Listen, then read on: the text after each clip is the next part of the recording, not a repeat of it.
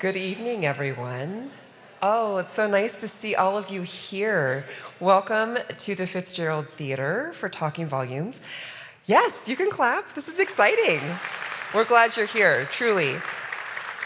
My name is Kelly Gordon. I work at NPR News as a producer. I actually work with Kerri Miller, one half of the team that brings you big books and bold ideas every Friday. And I'm just here to welcome you, to make a few announcements, and then we'll get this show on the road, okay? First thing, I wanted, of course, to start by thanking our sponsors for this season. This big celebratory 25th anniversary season is a big deal. We are really, really grateful for their support. They are Becker Furniture World, the Duff Endowment, Episcopal Homes, and Lenz & Byerly's for their support of all things books and reading. So truly, they make this possible. We're glad for them. And of course, I would be remiss if I didn't also thank our sponsor, kind of the other parent of this baby, which is the Minnesota Star-Tribune. Tonight we have Jenna Ross here with us. Jenna is an arts and culture reporter at the Star-Tribune, and she has a lot to say about what's coming up. Hi, welcome all. You know, this Minnesota Star-Tribune is delighted to co-host Talking Volumes and to provide extensive books coverage. I'm wondering what that noise is. Am I okay here? And to provide extensive books coverage in our newspaper each and every week. I think they're the best pages in the newspaper. We have some intriguing author interviews coming up, including this Sunday's interview with local legend Louise Erdrich. Books editor Chris Hewitt talked to her about how she dreamed up The Mighty Red, which is her new book and also her 20th book. She talked about how it's a love letter to the Red River Valley where she grew up. I was the one who was lucky enough to interview author Alice Hoffman, who is here tonight, for an article that ran in Sunday's paper. It's also in your program. We talked a lot about the books that she read when she was like 12 and 13 years old, the books that made her love books. Books by J.D. Salinger, Ray Bradbury, and yes, Anne Frank. Among other things, Diary of a Young Girl taught her that a young Jewish girl could be a writer. And I'm sure we'll hear more about that tonight. I am so excited about this conversation. Thanks, Jenna. We appreciate you. We appreciate the Star-Tribune. And definitely check out that article if you don't get enough tonight with Kerri and Alice, where you'll get all of these personalized, one-on-one answers to the book. But let's get this evening started. We'll welcome Kerri Miller, your host, to the stage. Thank you, Cal. If you can never get enough of Kerri, there's always more. Welcome, everyone. Good to have you here. Thank you very much for supporting Talking Volumes. I know that you can sit at home and listen to the shows on the radio. It's not the same, right? And that you are here is a testament to that, so thank you. So Alice, I didn't even realize this. I knew we'd had Alice before for Talking Volumes, but she reminded me that she was here exactly to the day 5 years ago on this night. Was anybody here for that? Just a couple, yeah. Thank you. So you. Alice, there's a major fangirling fan out here for you. I have to hold her back. So anyway, thank you. Thanks for coming to that. So sometimes there's a single sentence in a book that is so freighted with meaning and history and what I consider to be the indelible power of truth that it rings a bell in your imagination and it echoes through your experience of the book. And for me, that sentence appears on the second page of Alice's new novel, and here's what it says. When you write it down, they cannot pretend it never happened. So I think those words are so timeless, they're urgent for right now, they're prescient, they're very necessary for the moment that we find ourselves in. So tonight, a conversation about how to bring history close, how stories draw us into a different time and place, and how to make sense of that then and now. Alice Hoffman is the author of, among other books, The Dove Keepers and Practical Magic. Her new novel is titled When We Flew Away, Please give her the warmest of welcomes to the stage of the Fitzgerald Theater.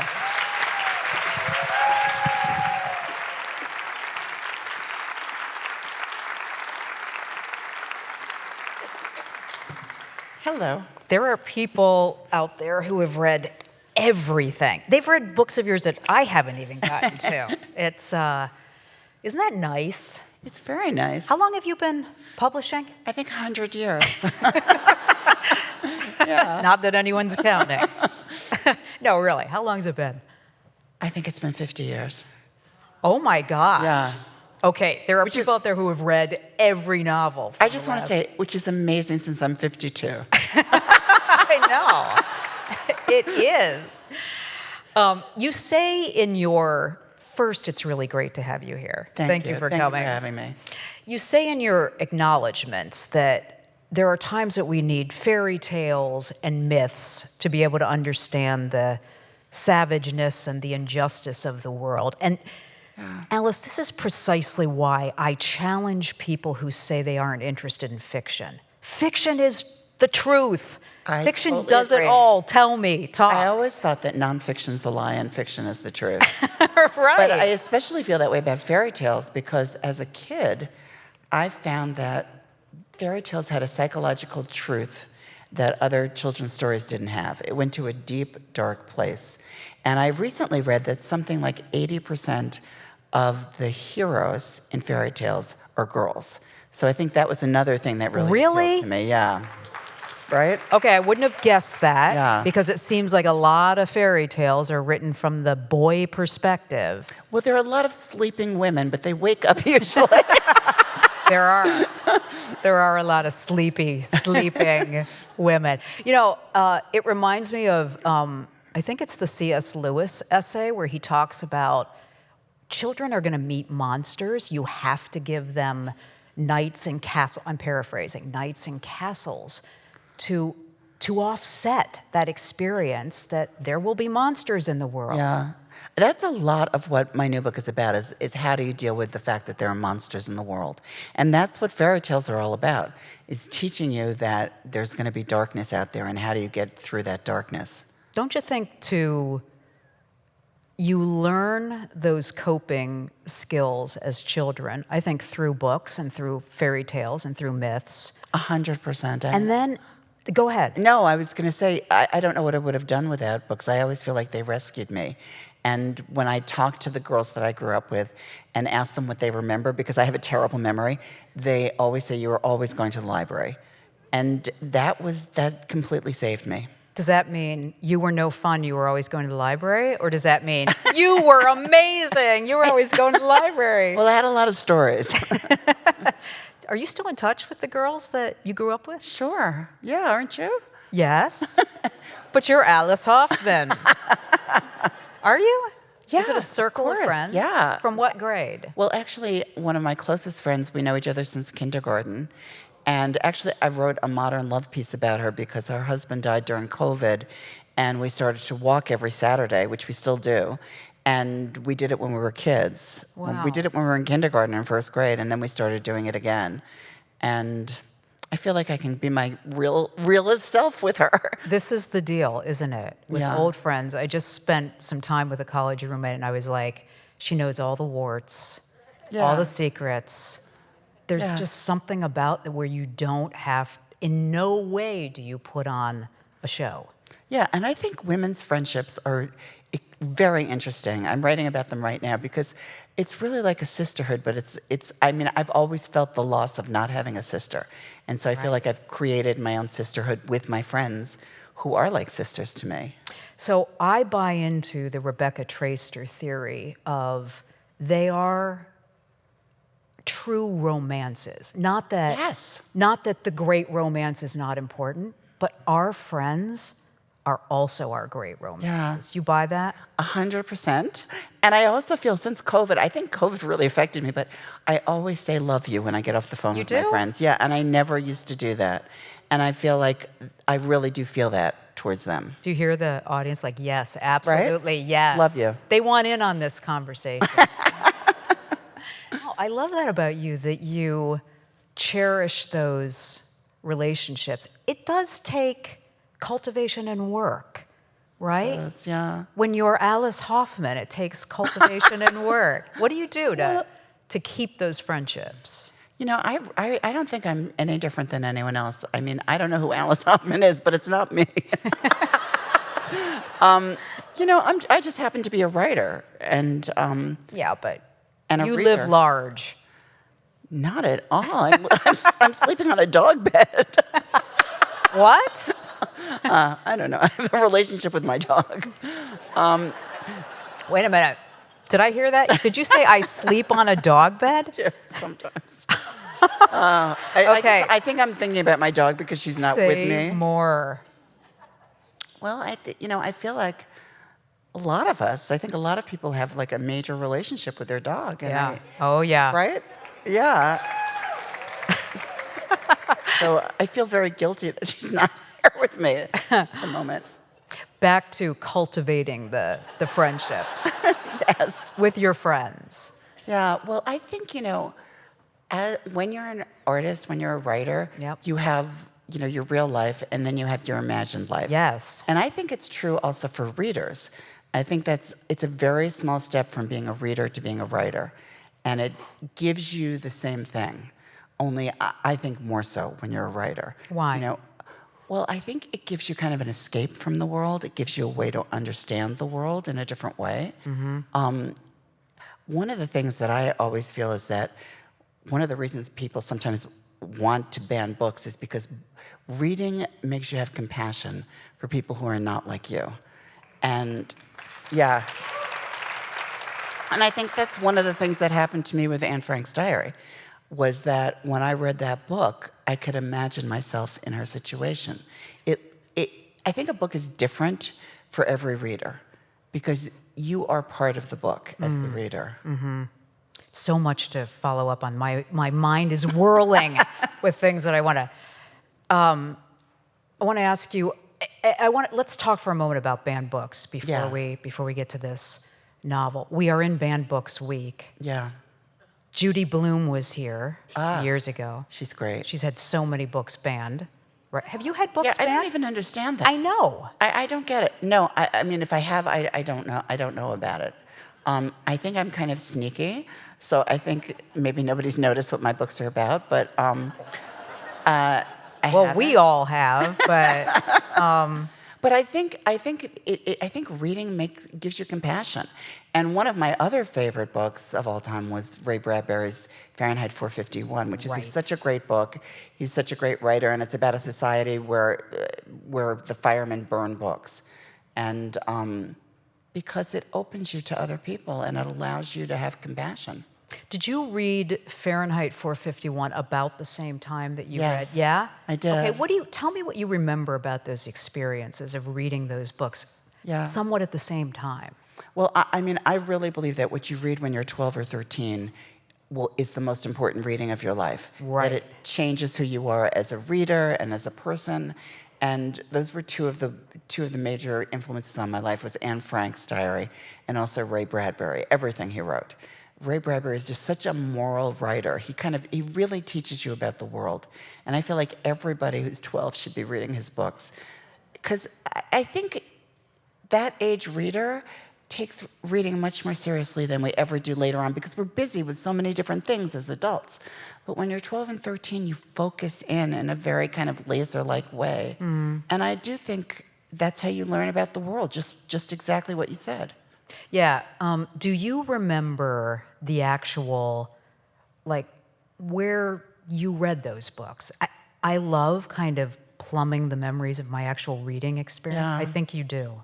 Well, I remember going to the Scholastic Book Fair, and I remember, and it's so odd for me and so full circle that now I'm writing for Scholastic. I know. And I remember when I read the diary of a young girl, in school, we only read men, I have to say, at that time. It was a long time ago, but hopefully it's not true anymore. And to read a book written by a young girl, and a young girl who was Jewish, just really opened my mind to the idea that maybe I could write. I had never really thought that would be a possibility in my life.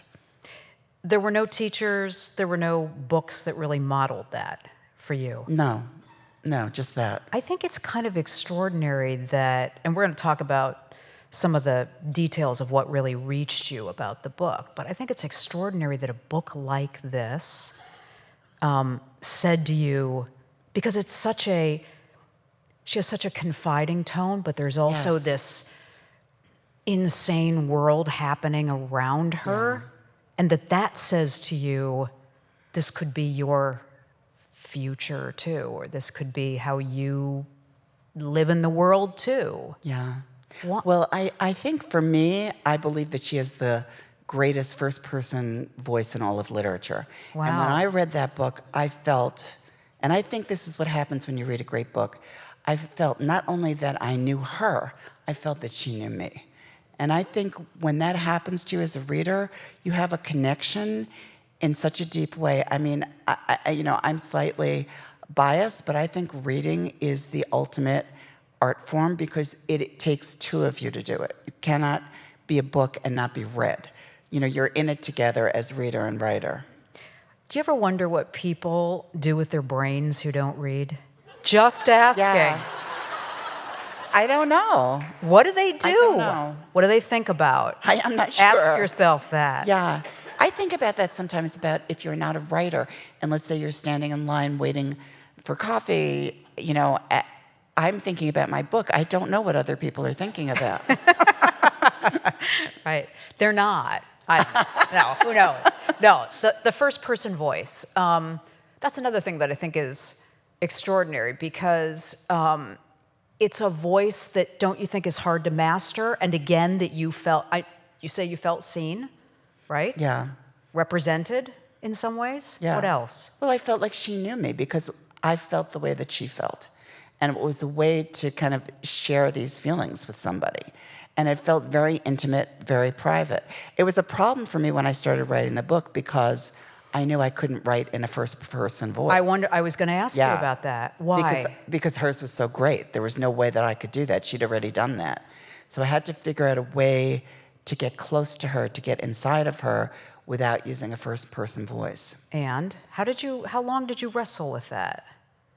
I think I'm not sure how long, but I did find a way in, and I tell the story in a couple of different ways. One, as a mythic fairy tale, because it is so dark, and it was a way into how brutality functions in the world and how to still have hope.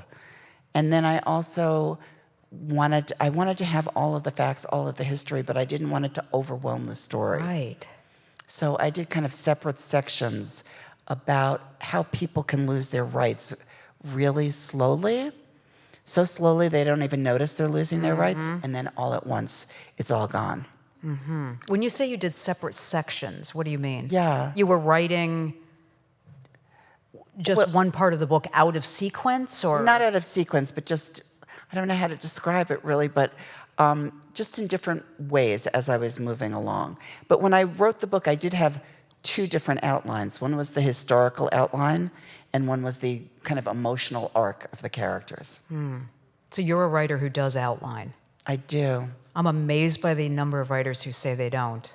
Yeah. How could you do a book like this without outline? I'm not sure, especially a historical book, it's difficult because you have to go along with a timeline. Right. You can't just invent certain things. Certain things you do invent, but certain things are real and history, and you have to go with them. Yeah. You were saying you wanted to make sure that the historical events were not overwhelming, and yet they are the most cataclysmic events that we've ever, I think, experienced and can imagine. So how do you reach the right balance? Well, I wanted to tell it the way Anne was living it. And I've heard someone say this, I don't know who this quote is from, but that we live our life forwards, but we only understand it looking backwards. So I thought about that a lot when I was writing about her, that she did not know what was happening. No one knew what was happening. It was only after it had already happened when people looked back and they saw the rise of anti-Semitism, the rise of Nazism. But while it was happening, they were living it. Right. And so that's how I tried to present the history. And very luckily for me, I worked with the Anne Frank House in Amsterdam, they were incredible. The researchers and the experts went over everything, were incredibly helpful. I don't know if I could have really written the book without feeling that I had these people there, because I didn't want to make mistakes. I want to come back to that, but I want to linger for a minute on this sense of living through history. I think about this all the time, because aren't we all trying to reach for some kind of perspective and some kind of understanding as events swirl around us, and not just live in the confusion, but really try to understand what it means? Don't you feel like that right now? I think it's always true. I think I felt like that in the 60s and the 70s and the 80s. It's only when it's over that you can kind of understand what it was. I think it's very hard to understand all of it. I think if you're present, you can try to understand more of it than kind of blithely, moving through it. But I do think it's very hard to know what life is like until you've lived it. Are there parts of your life that you still don't really understand? Most of it. Don't you have that? Isn't that what therapy is for? I just, when you pointed out that you're only 52, but you've been writing for 50 years, I thought, yeah, how much of that 50 history years. does she really understand, right? What kind of a writerly perspective do you bring to self-examination, your own life? I'm not that interested in my own life. But we are. No, really? Why? I think there are writers that write from their own experience, and writers who are writing to escape their experience. And I think I was an escapist reader, and I think I'm an escapist writer. So I don't want to write about myself. Having said that, I think as you're writing through, your own eyes, so it has to have something to do with your life and the way you see your life. Right. But I feel like the way for me to figure things out about myself is writing a novel that doesn't really reflect my day-to-day life. It reflects something deeper, some issues that I'm concerned with. So was that a challenge to have had this experience as a young reader and to have loved this book and to have had it as influential as it was, to then begin to create, knowing what you've just said about kind of the way you like to pull these apart? Well, this book happened very differently for me than any other book, and that was Scholastic came to me. It was their idea, and it was my British editor's idea, mostly because she saw such a rise in anti-Semitism in England, and also because she felt that kids didn't know who Anne Frank was. And so they then went to the Anne Frank house and talked to them about the possibility of someone writing a book that was, in a way, kind of a prequel to the diary. And then they came to me and asked me if I was interested. And so that had never happened to me before. And I immediately said yes. I said yes without thinking. You did? Yeah, I mean, Is that I probably should have unusual? thought. Yeah, I should have thought, because I felt that it was such a full circle moment, that Anne Frank had been so important to me. And I also felt it was the book that my grandmother would have wanted me to write. So I just said yes right away, without thinking about it was going to be hard. There was going to be a lot of research, and it was going to be, an emotional journey that was, very difficult at times. Painful? It was very painful at times, but it was also very hopeful at times. So it was both. Why? I'm curious about why it never occurred to you to write a book like this. Write this book. Maybe I should say that. Well, I think possibly because she's so iconic. Yeah. She's such a hero to so many people. She already had told her story, and who am I to say anything about it? But then I thought, yeah, I am somebody because it so affected my life. And the other thing that happened when I was thinking about, I did think for a few minutes, and I talked to my niece, who at the time was 11 and a half and is Austrian, lives in Vienna. Oh, wow. And I said, I've just been offered this book about Anne Frank, and she did not know who Anne Frank was. I was just going to challenge you on, really, kids don't know who Anne Frank is? Your own niece didn't know? My niece did not know. And then later she said, well, maybe they teach about that later on, but she did not know. And I thought, I think I should write this book. And one of the things I felt like I wanted for somebody like her, or somebody who was like 30, or somebody who was my age, to read this book and then want to read the diary. Right. Hasn't everybody read the diary? No. At least our age, the generation.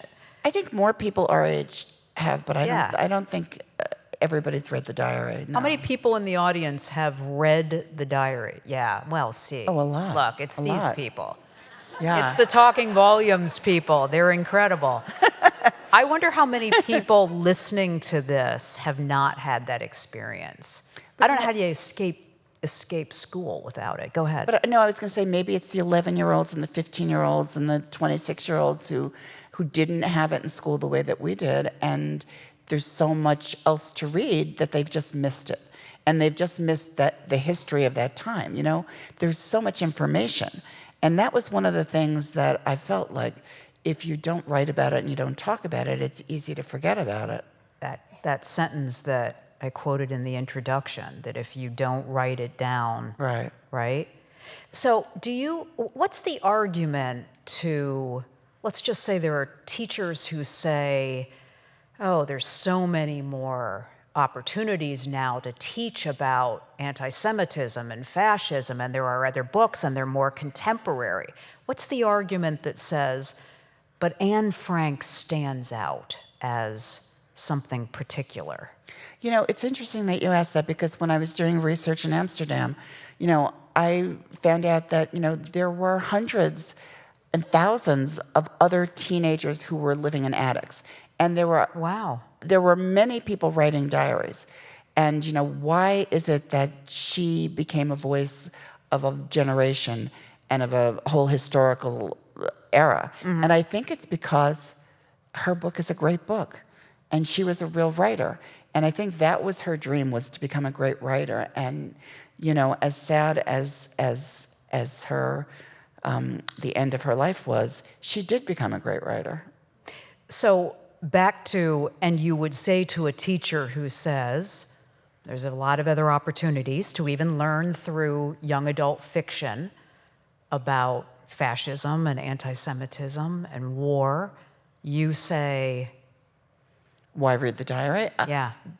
Because I think it's a great book, and I think it's kind of the source book, and I think it's important to keep it alive. I mean, I really feel that it's very hard to forget because of Anne Frank.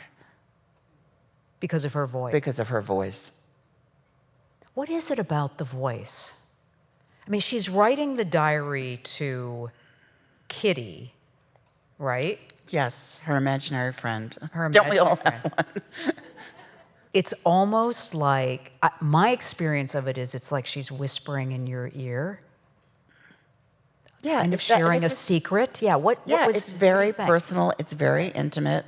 And one of the things I think about Anne Frank is that she was both very extraordinary, but she was also very ordinary. Mm-hmm. And she's somebody that we can relate to. And as I did research, I found out more about her that made me love her more. Such as?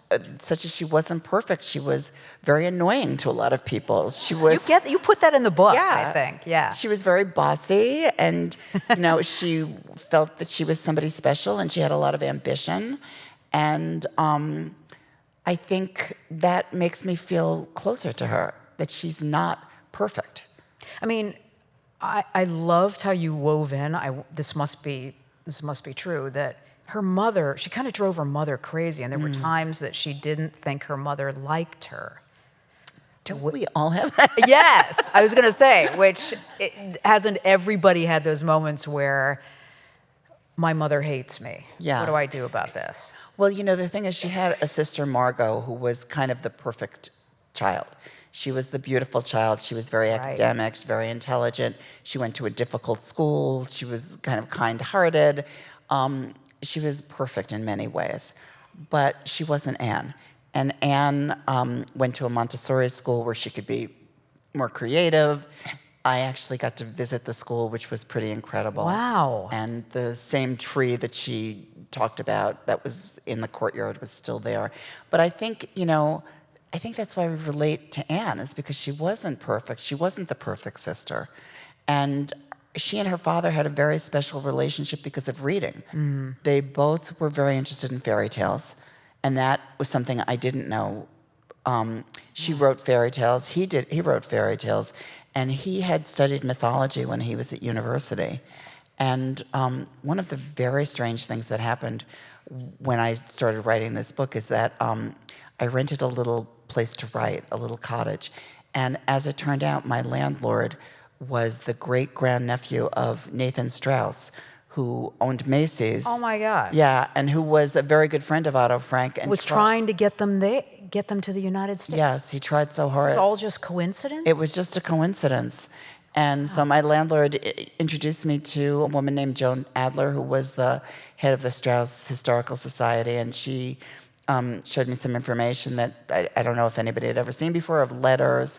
And the family really tried. I mean, the Strausses knew Eleanor Roosevelt. They did everything they could, and there was such an anti-immigrant feeling in this country, and so much anti-Semitism, but also no immigrants, that it was almost impossible to get here. And that, in fact, boats came here and then were turned away, and the people that arrived back in Europe were murdered. You know what's weird about this?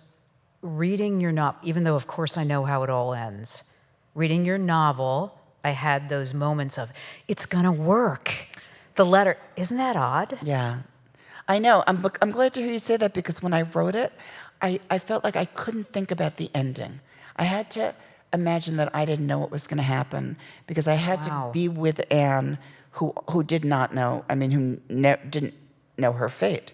So I tried to be in that mindset of not knowing what was going to happen at the end. But isn't that, what if Anne and her family hadn't died?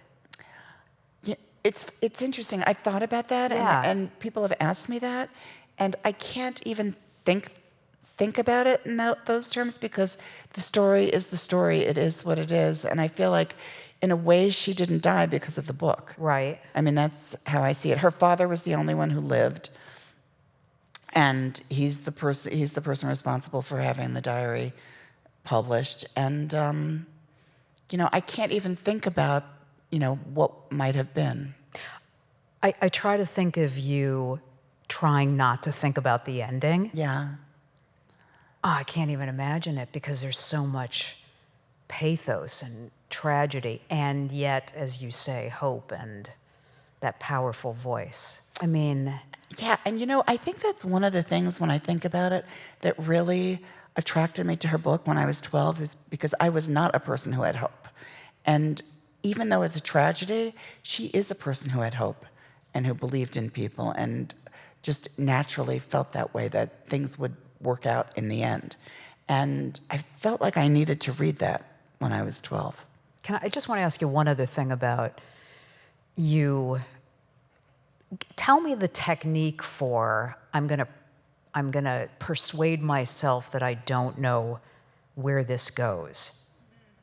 The story is so infused with that. I wondered how you did it, if you did it, and you did. Yeah, thank you. It was difficult to do, but when you're a novelist, you have to think in all sorts of ways. That you have to know the end of the story, but write the book as if you didn't know the end of the story. Mm-hmm. So I think it was something that I was used to doing. This was much more difficult to do, but it's part of, I think, creating a novel, is that you have to be able to imagine all different kinds of possibilities.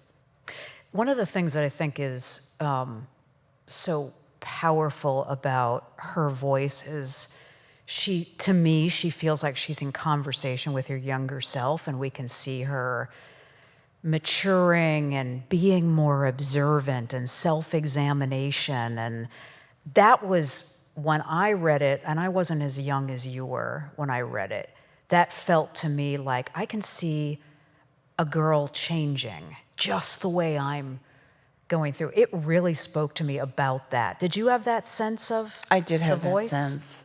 I did. She just seems so alive on those pages. Right. And it's so personal. And she changes.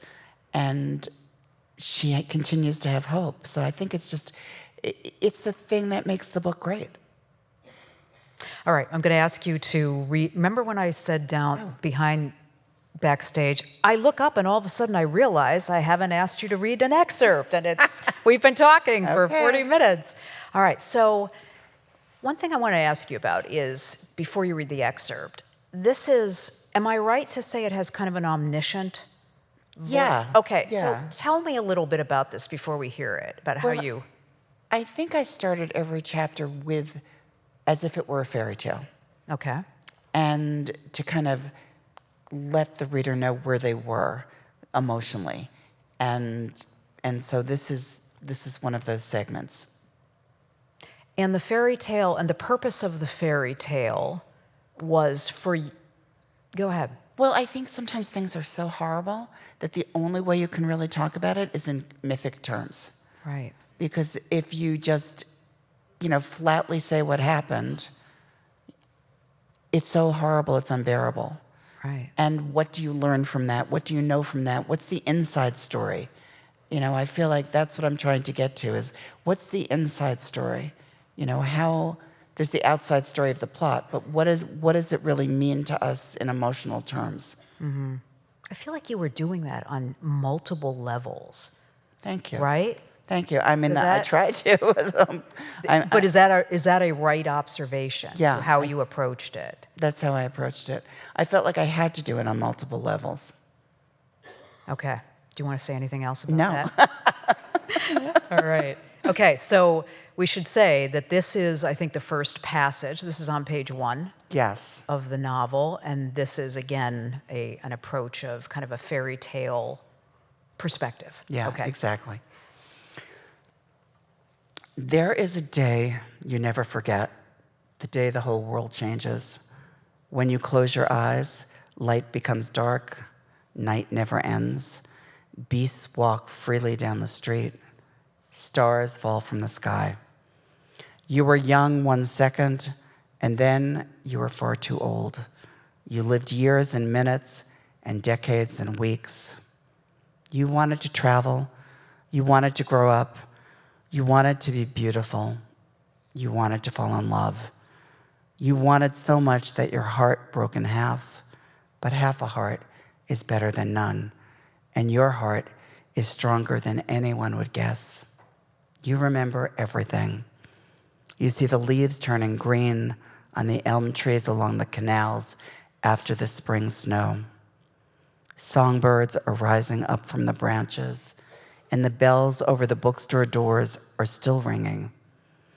There is a heron sitting on a balcony, a bird that is a sign of good luck. You're wearing 2 sweaters and a coat, though the day is warm. When you see black moths rising from deep underground, you can barely breathe. In this moment, you suddenly realize you may not always be with the ones you love. Something is happening all around you.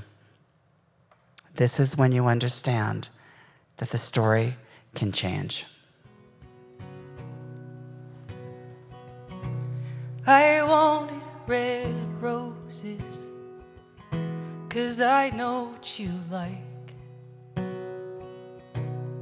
But folks here, they know me, so I settled for white.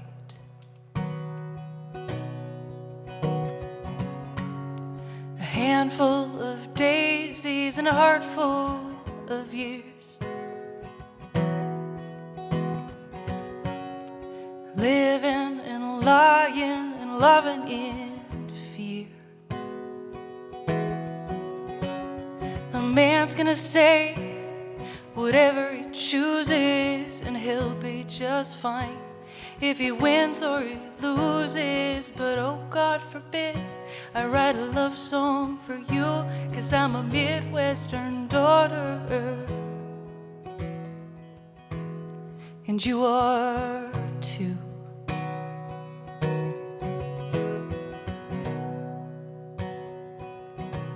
A God-fearing daddy loves his little girl, but he don't know better in his little world. A Midwestern daughter, you tiptoe around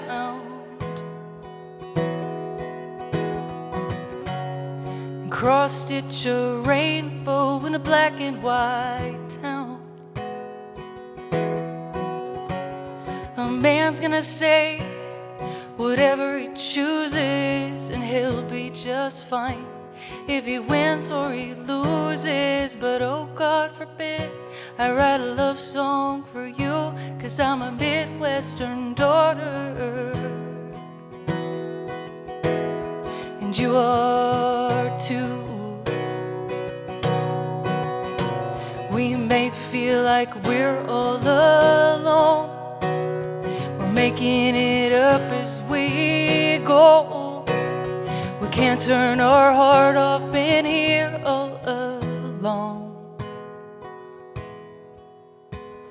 We're burying what we all know. A man's gonna say whatever he chooses, and he'll be just fine if he wins or he loses. But oh, God forbid I write a love song for you, 'cause I'm a Midwestern daughter, and you are too.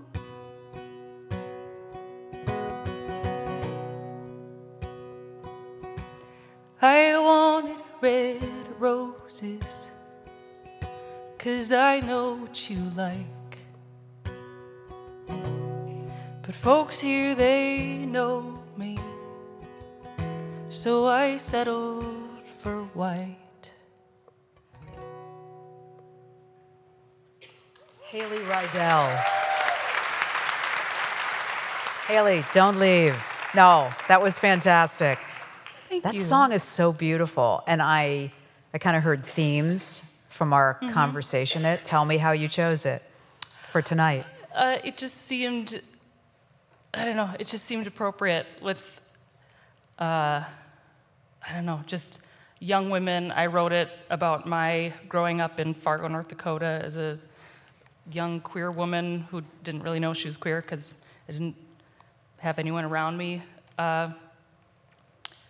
And it really felt, as you were talking, Alice, about just Anne being a young Jewish woman, and you feeling, it just made me feel like the representation. I wrote it because I wish someone had written it and I had heard it when I was a young woman. And that's why I wrote it, and I feel like I have heard you speak before about that same thing, and I don't know, it just felt appropriate to me. Well, I just want to tell you that I thought it was beautiful. Thank you so much. It was Thank perfect. You. Thank you, Haley.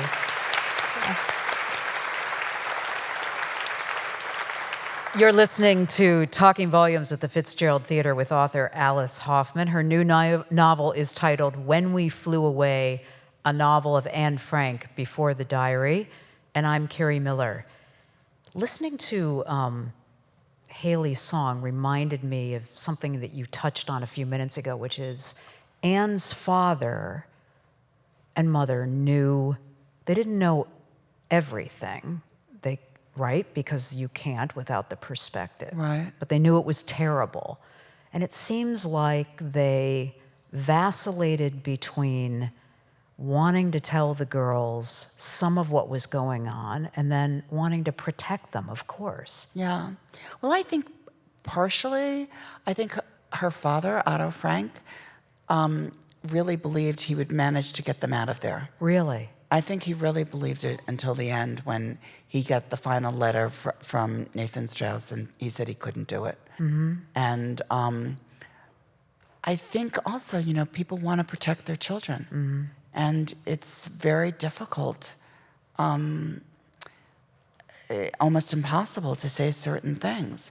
One of the things that really informed the book for me is that I've read some first-person accounts of people who had been in the concentration camps with Anne and her sister and mother. Wow. And then Anne and her sister were separated, and it was just the two of them. And they talked about the loving relationship they had. The two sisters died within days of each other. And that kind of informed everything when I was writing.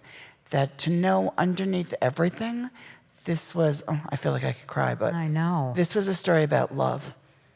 And I kind of kept that in mind that, yes, I tried not to think about what was going to happen the way we talked about it, but I also knew what was going to happen. And so I felt like I wanted to infuse it with that love. I'm so glad you said that, because you've infused the novel with the usual sibling rivalry between the sisters, and then these moments of where they sense there's something larger going on and they pull together. But to know that they were one another's comfort, Yeah. in that we would all want that. Yeah, I think that's really true.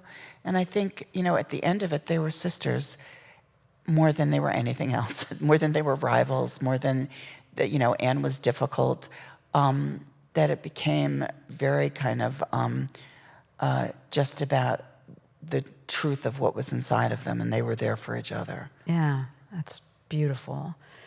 Tell me a little bit about being at the Anne Frank house. Now, this is the museum that I've been to the museum and the house. This is where you were. Well, I was at the museum, the Anne Frank house. Where you go up into the attic. Yes, and then also they have a huge library and experts who are working there. But the thing that really impacted me was that one of the researchers there took me kind of on a tour, and so that I could walk in Anne's steps. So the thing that really affected me was going to the house where the Frank family had lived before they went into the attic, right. which is now offered to writers who can't write in their own countries to live there and write in that place.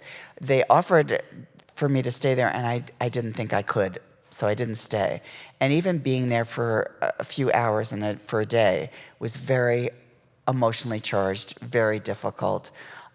Especially when I went out onto there's kind of a flat roof, and there's photographs of Anne reading out there. Right. It's one of her favorite places to read. In this house. In this house on Okay. this roof. And to be on that roof where she had been was just extremely emotional. To walk through the room where she had lived with her sister. And also that when they lived there, it was a nice neighborhood, a lot of immigrants. Mm-hmm. There was a park right in the middle of all the apartment houses. And when I was there, I could hear children playing. It's still a really nice neighborhood.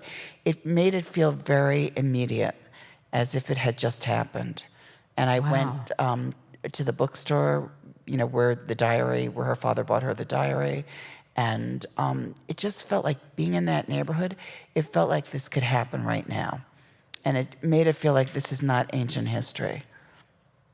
Can you imagine your 12-year-old self having some kind of potion that she could take to see your Alice Hoffman self walking through these spaces? That's extraordinary. I would have never in a million years imagined it. I mean, I didn't imagine that I would ever go to college. I certainly didn't imagine that I was going to be a writer. All I knew is that I was a reader. Mm-hmm. That was all I was. And a Beatle fanatic. And a Beatle fanatic? How do they combine?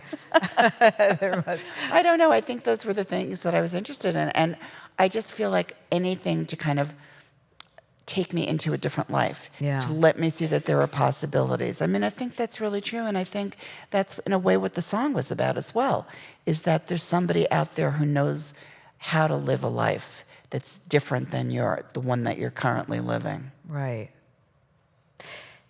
So you spent some time in the house that I guess we who visit Amsterdam don't get to see unless you're a writer. And then you went where? Did you go to the Anne Frank house after or before that? Before and after. I spent a bit of time there. And I also went to, this was very generous, one of her girlhood friends invited me to her house. So I went, she and her son invited me, and so I went and had a conversation with her and spent an afternoon with her. And her situation was really different because I can't remember exactly, but her mother was not Jewish, her father was Jewish. And her mother somehow got her out of a bad situation, and she was allowed to be Christian. And so, what happened to Anne did not happen to her, but they were very good friends for, a while in school. And that also made me feel like it was very immediate, that it was not ancient history, that here I was sitting and having tea with this person who had gone to school with Anne Frank. I'm trying to imagine you having these experiences and being in these places and then distilling that somehow into your writing. I mean, what do you carry back from an experience besides just the hardcore research? And I have a couple questions about that, but tell me about the emotionality that you bring back into then the process of writing the novel. Yeah. Well, for me, writing is all about emotions. That's where I'm coming. That's the place that I'm coming from. I want people to feel something. I don't want it more so than I want them to think something. I want them to feel. And if someone is crying when they're reading my book, good, because I cried when I was writing it. And I feel like it is a way to get to kind of your deepest core, as a reader and a writer. I mean, that's my concern. Do you think there are novels out there that doesn't matter whether you feel as long as you think? Could be. I mean, the way you said that made me think. I was trying to think, what's the last novel I read that really made me think but not feel? I don't know. I just read Elizabeth Strout's most recent novel, and that made me feel so much. It's a beautiful novel, and I just felt like this is what it's all about. And I wrote to her afterwards and said, because I know her, I said, this was like turning on a light in a dark room. And I feel like that's what novels should do. Mm-hmm. Yeah. So some of the history that you learned was what, outside the understanding of the diary or outside a lot of the written historical record? What were you learning that you didn't know? Well, first I read everything I could get about the time period and about the history. I read everything that had been written by people who had known her.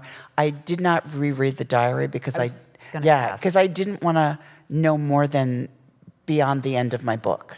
So, I fact-checked with the diary, but I didn't want to have that part of her life affecting me because I'm writing about her when she's much younger. And then I went over everything with the Anne Frank house and went over all the facts, had to change some things that weren't correct. I mean, historically, it's completely correct, and I had to line that up with what was happening with the family and what was happening emotionally, kind of Anne's growth, right? Her emotional growth. So. And that they live in this kind of unknowing knowing. Yeah. Right? Don't we all, though? Yes. I mean, my gosh, yes, that was to the nth degree, but I think we're kind of all like that. Right. Which kind of brings us back where we started. But that is so true. And I think what I was saying to you was, that makes me feel impatient. I want to know in the middle of the unknowing. Is it impossible? You can know certain things. You can know who you love. You can know what you love to do, what you want to do, what your ambitions are. You can know all those things, I think. I could listen to you say that for hours. Just your... So I find it... Now, have you gone back to read the diary since, or... I only read it to fact-check. I didn't read it straight through. I only read it to make certain that, certain things I was referring to, she referred to in the same way. So how many times have you read the diary? I don't know. Endless?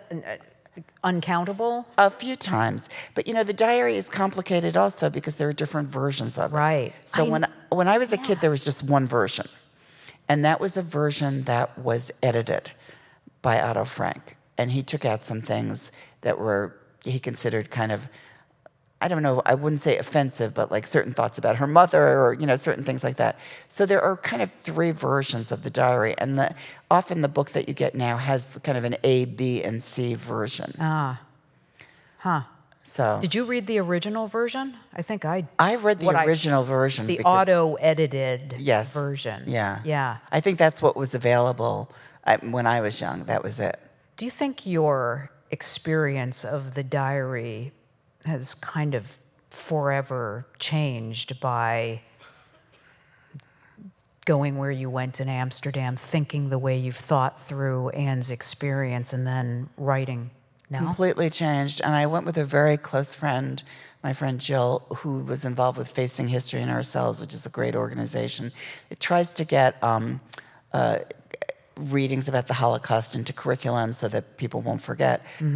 So we went together, and it was an extremely bonding experience. I mean, we will never forget the things we did together, you know, the things that we learned about Anne Frank. We really did it together. And it changed things for us and for our relationships. We did feel like sisters at the end. In fact, we had a fight at the airport. And somebody Do tell. We did. And then somebody from the airport, the person, I don't know, it was something about our passports. The person at the airport was like looking at us like, oh, should we have them arrested or something? And my friend said, it's okay, I'm her sister. I can talk to her that way. Oh my gosh. Wow, that had to be about all the emotional weight you'd been carrying. Yeah. And just now you could kind of let it down and wow. Yeah. You were fighting about your passports. No, we were fighting with someone there. Oh. But then we started fighting with each other. You know how that is. Did she feel changed?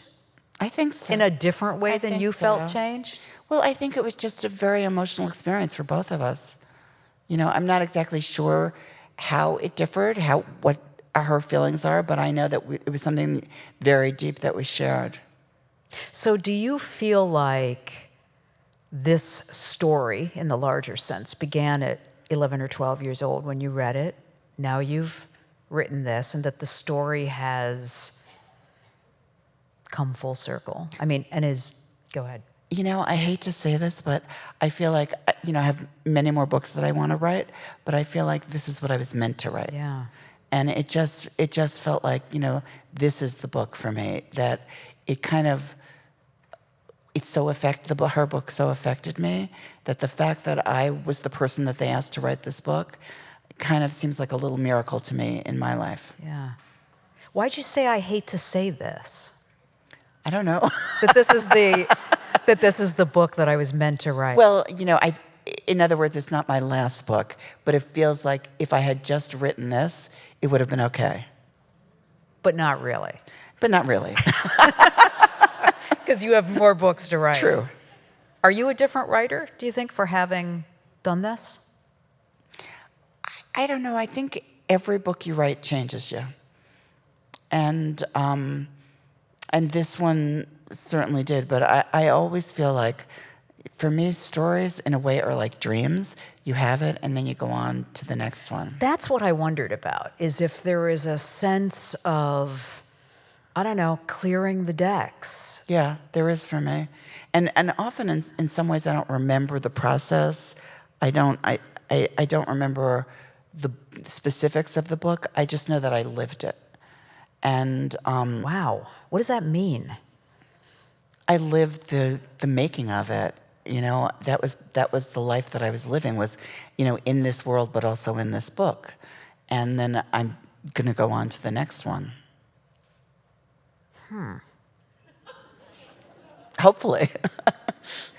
So the actual, on this day I got up and I wrote this section and it was painful and I don't remember that. it's hazy No. like a dream. It's like a dream. Wow. Yeah. That's really interesting. Okay, before I ask you to read one last excerpt here, well, you know what? I'll ask you on the other side. I'll ask Okay. you this question on All the right. other side. So tell us a little bit about this excerpt before. This excerpt is kind of more toward the end, and it's really, well, I'd rather just read it Okay. and see what people think of it.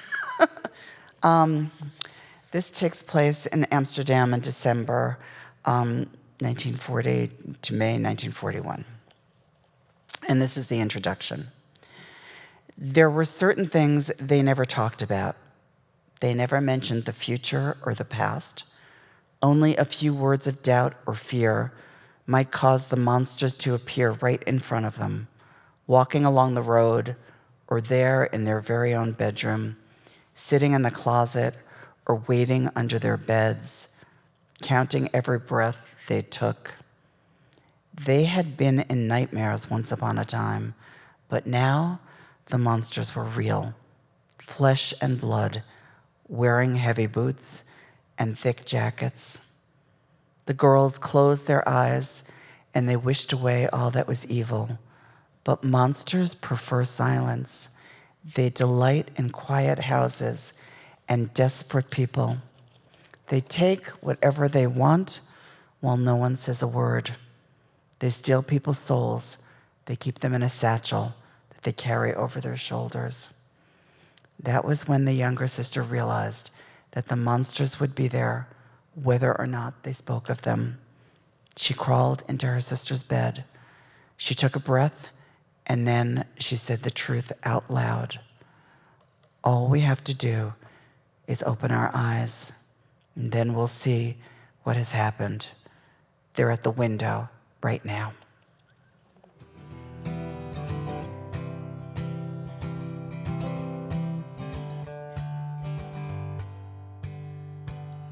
I can see that we ain't found the bottle. You're drifting while you're reaching for a rope. But I give up the high ground and live down in the low. And we'll tread until we're beaten or we're broke. Trouble ourselves busted and we cried ourselves blue. The time we got is rusted and the tears ain't nothing new. When it all comes down to dust and the winds go still, we're all passing around the same $20 bill.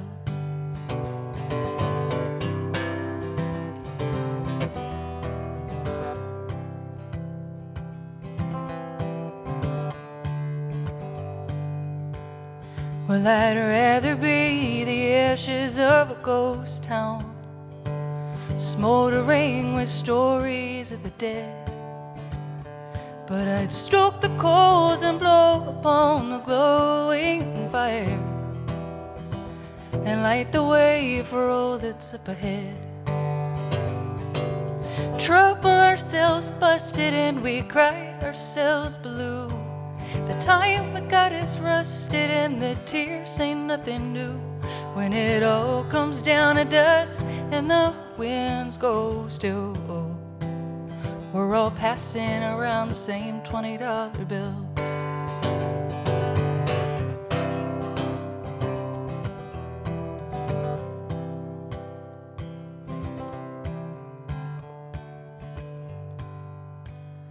Well, it's tattered and it may be missing corners, and old Jackson's got it out of time to kill.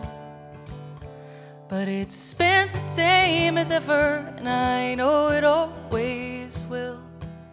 We're all passing around the same $20 bill. Trouble ourselves busted and we cried ourselves blue. The time we got is rusted and the tears ain't nothing new. When it all comes down to dust and the winds go still, we're all passing around the same $20 bill. Trouble ourselves busted and we cried ourselves blue. The time we got is rusted and the tears ain't nothing new. When it all comes down to dust and the winds go still, we're all passing around the same $20 bill. Yeah, we're all passing around the same $20 bill. Haley Rydell. Thank you. You're listening to Talking Volumes at the Fitzgerald Theater with author Alice Hoffman. Her new novel is When We Flew Away. We're going to put some people out there with microphones for questions, but I'm so happy to hear you say, I have many more books that I want to write. Thank you. Thank Exciting. you. But you are writing about women's friendships? I am. In a novel or in a novel. Is it influenced at all by this experience that you had with your friend? I think it's influenced by a lifetime of friendships. And that's all I'm saying about that. That's right. Do you want to add any other little Not a morsel? thing. Oh my gosh. All right, fine, be that way. All right, so questions from the audience out here. If you'll raise your hand. Where's my, I've read every single, there she is, right there. Yo, I see you. Come on, you have got to have a moment with Alice. First, I'm going to ask you which book you like the best that you wrote. Really? Besides Okay. this one, I guess. Well, I'll tell you. The truth is, I think it's a book called Green Angel, which is a book I wrote for young adults after 9/11, when I had never believed in writer's block until I had it. And I had it after 9/11. I just thought, what's the point of writing anything or doing anything? And then I wrote a book about a girl who writes her way back to life. So in a way, that's a very special book to me. So when I read The Story Sisters and I finished it, I immediately bought 2 copies and sent them to my daughters because it was amazing. Thank But you. my absolute favorite is The Dove Keepers. Thank you so much. I really appreciate it. Thank you. And same here. I have to say, that's how we discovered one another. How was that book received, The Dove Keepers? Yeah, The Dove Keepers, I don't think I'll ever be able to write a book like that again. It was so much research, and I started it knowing absolutely nothing. Really? And it took me about 5 years, and it was a huge amount of work, but it was also just an incredible experience to write it and to be involved with those characters and with that history. And then it's about Masada, and then I It's went to Masada incredible. twice, Oh, which was wow. pretty incredible. I mean, I started the book because I went there, and this is like having writer's block. I didn't believe in spiritual experiences until I had one. And when I was there, I felt like I could feel the women who had been there. I could hear their voices. I knew that there were stories to be told. And so that's how it began for me. That's such a funny thing for a writer to say. I didn't believe in spiritual experiences until I had one. Yeah, well, that was a very deep experience. You mean religious experiences? No. It was kind of an otherworldly experience. What happened? Nothing. I felt like I could hear their voices. Wow. Yeah. And one of the things that really made me feel great about the book was that when I went back the second time, the director, Masada, said he hadn't really thought about the women who were up there until he read the book. And I thought, good, then I told their Yeah. stories. I wanted to tell their stories. Love that novel. Okay, right down there. Hi, Alice. My Hi. name is Julie. I'm a librarian at the University of Minnesota, and I've never read the diary. Wow. For the same reason I've never read Bury My Heart at Wounded Knee. I'm not brave enough. I think I would have been at 12, but now I have it on hold, and I will be reading it. Great. So. Good. You know, it's funny because that was my wish. I felt like, Yeah. I wanted when somebody finished my book for them to go and read the diary. I will now. Well, I wanted to ask you about the character of Otto. I really loved him in this book, unreservedly. I felt he was very complex and real, and I had forgotten the historical fact that he survives. And in the book, as a parent, it was so painful the many times he would think, I should have sent the girls to London. I should have sent the girls to England. They would be safe now. And then he would have to put that away in a box somehow to continue his efforts to try to get them out, to continue to be, he tried to be positive for them as much as he could be. And I just wondered, do you know anything factually about his life afterwards? I mean, I know he publishes the diary, and thank God for that, but how does he go on? What is his life? Thank you. I think that's a really interesting question. I didn't really research his life. I believe that he got married to someone else. I don't really know because I kind of didn't care. But the one thing that I did find out, when I went to see Anne's friend Jackie, she said that after the war, he continually came to visit her, and every time he did, he was crying. So, I don't know what his life was like, what the facts of his life were, but I know that was his interior life.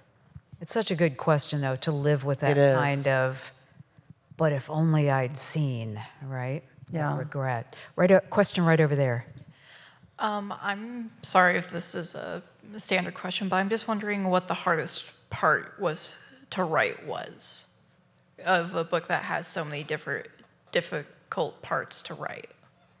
Thank you. That's a really good question. You know, so much of it was so hard to write, but I think the beginning of it was the hardest because I had to take a leap, and had this feeling of who am I to tell this story, and I had to kind of get past that.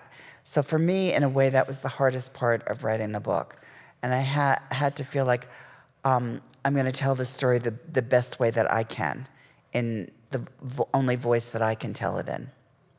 I mean, did you think to yourself, and if not me, then who? I didn't think that. I didn't think that. Scholastic must have thought that because they brought it to you. If not Alice, then who? All right, question right over there. Thank you, Alice. Your afterword really touched me. And I had read the book when I was younger, probably early teens, and then had the same thought after finishing your book that I want to reread it. And, 10 weeks from now is when it's up, right? So there's already a big At the line library? waiting. Yes. Oh, yeah. Yes. Good. And it's just going to grow.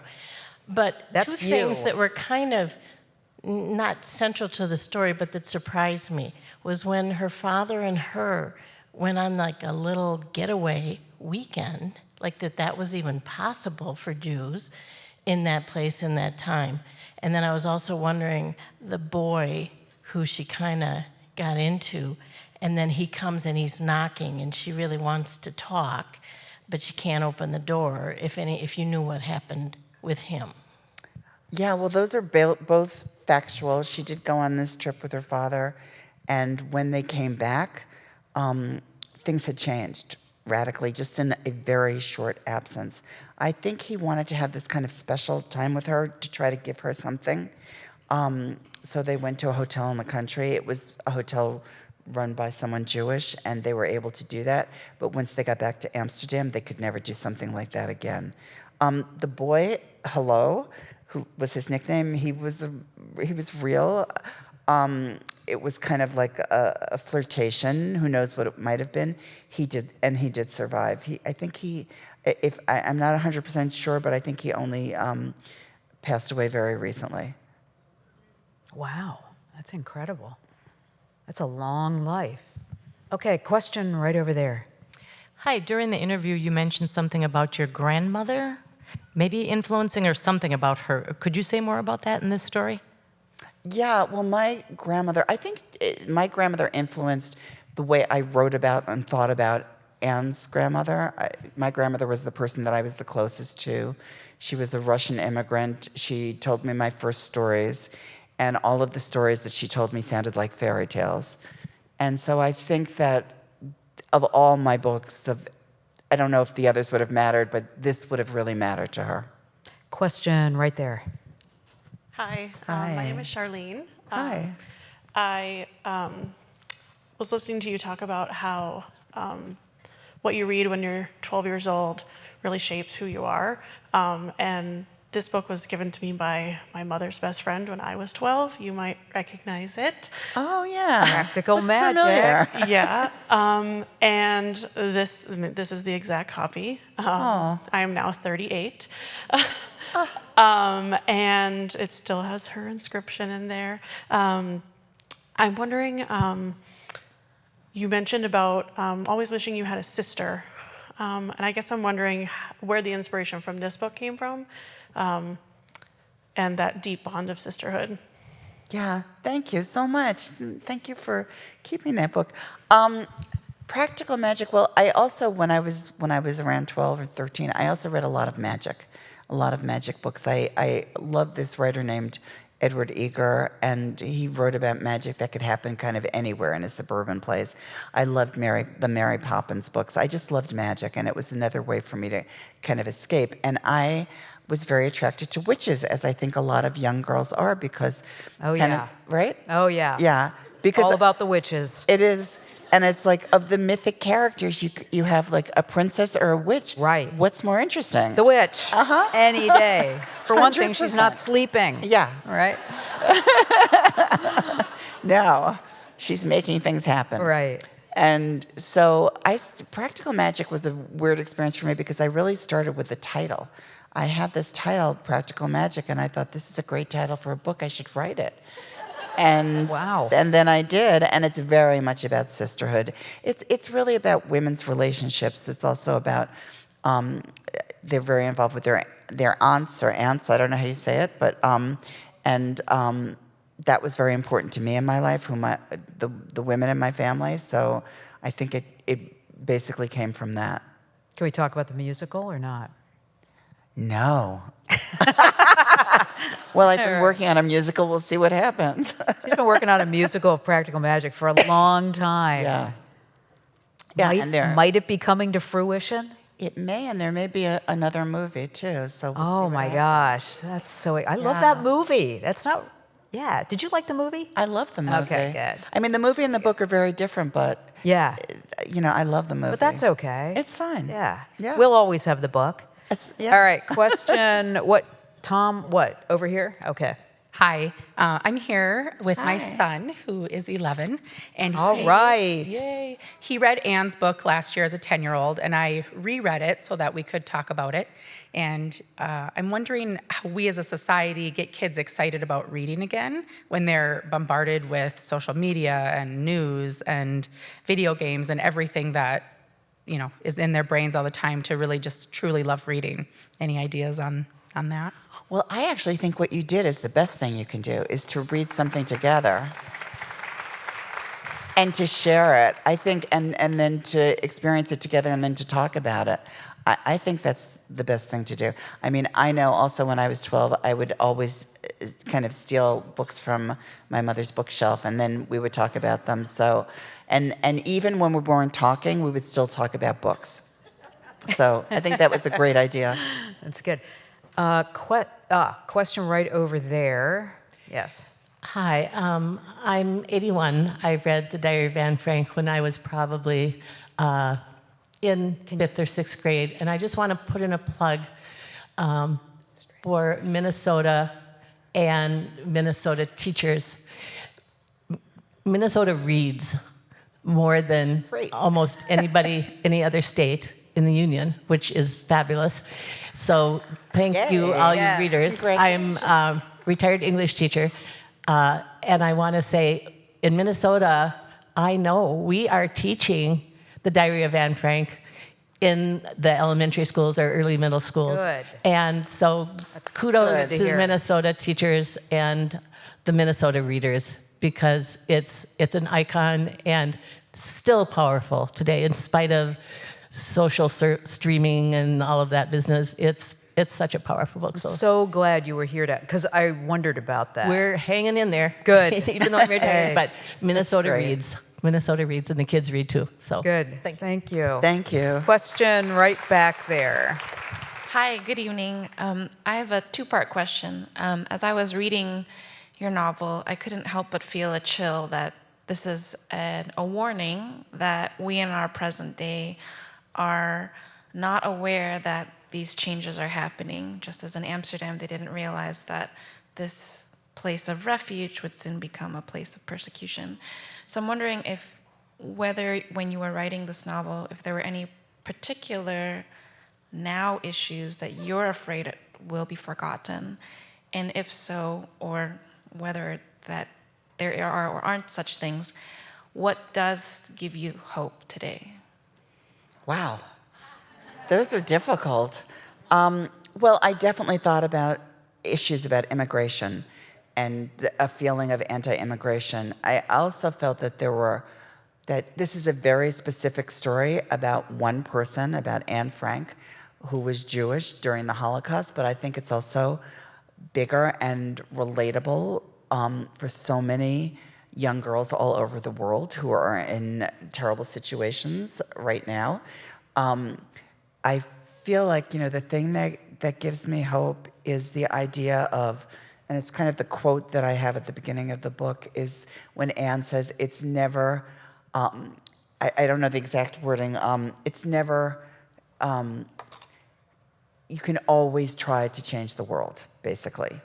And I think that's really important for us all to remember, that if there are things that we're frightened about or things we are afraid are going to happen politically, that we need to go out and do something, and definitely go out and vote, and that we still have the opportunity to change the world.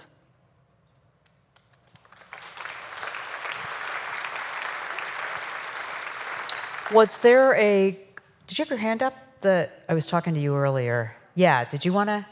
She asked it. Okay. Other questions? Okay, Alice is going to sign. And there are also pre-signed books, and her backlist is for sale out in the Get the Dove Keeper. I hope that's out there. I don't know. What do we want people to read? There's such a huge backlist. Put in a plug for the book you want people, besides this one too. They're all very different, but I also like the Story Sisters very Okay. much. I think it's interesting. There's a book I wrote called The Third Angel that also is involved with Anne Frank, oddly enough. So I think that's Wow. kind of interesting to read. And I guess whatever I write next. Alice, thank you so much. Thank you. I love talking to you. Thank you.